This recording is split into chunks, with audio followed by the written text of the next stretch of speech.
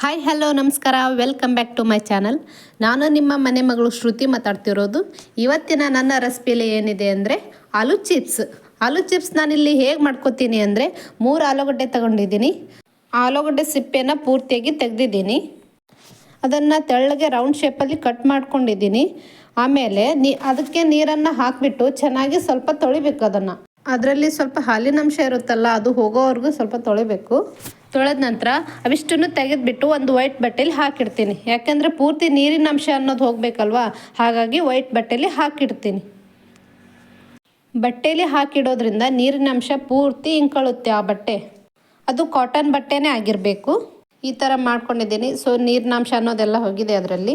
ಇವಾಗ ಒಂದು ಪ್ಯಾನ್ ಇಟ್ಟು ಅದರಲ್ಲಿ ಎಣ್ಣೆ ಹಾಕಿ ಕಟ್ ಮಾಡಿರೋ ಆಲೂಗಡ್ಡೆನ ಅದರಲ್ಲಿ ಹಾಕಿಬಿಟ್ಟು ಚೆನ್ನಾಗಿ ಫ್ರೈ ಮಾಡ್ಕೊತೀನಿ. ರೋಸ್ಟ್ ಆಗೋ ಥರ ಫ್ರೈ ಮಾಡ್ಕೋಬೇಕು.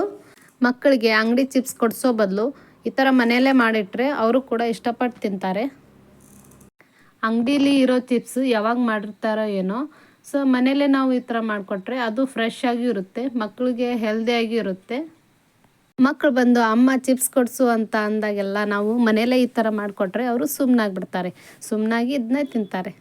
ಹಠ ಮಾಡ್ತಾರೆ ಅಂತ ಹೇಳಿ ನಾವು ಅಂಗಡಿ ಚಿಪ್ಸ್ನೆಲ್ಲ ಕೊಡಿಸಿದ್ರೆ ಅವ್ರ ಹೆಲ್ತ್ ಕೂಡ ಹಾಳಾಗುತ್ತೆ.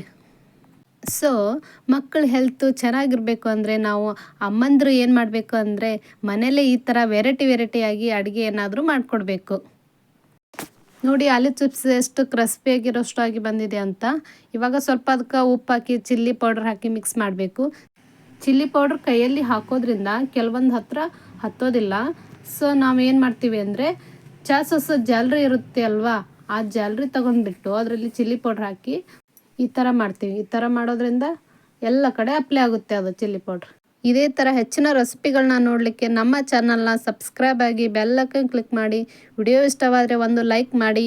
ಧನ್ಯವಾದಗಳು.